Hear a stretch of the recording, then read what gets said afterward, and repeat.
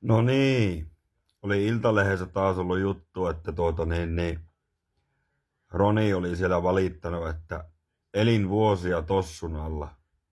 Kukaan ei usko, minkälaista elämä oli kodissamme vuosia.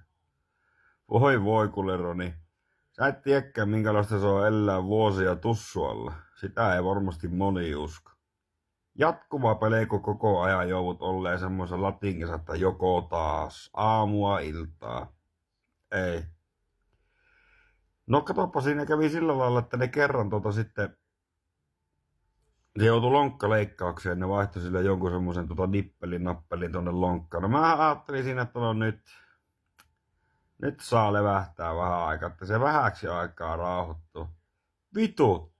Kunnanjohtaja osti sille 85-vuotislahaajaa saatana sähkörollaattori. Vittu! No sillä se sitten kiinutti pitkin kämppää saatana pakari punaisena vittu kyttäskö haukka saatana, että milloin mulla vähän vittu verenpaineet laskettu. Taas on ukko latingissa. Niin että kyllä mä Roni sun kanssa kuule vaihan paikkoja ihan milloin vaan. Ja kunnanjohtajalle terveisiä. Haista vittu.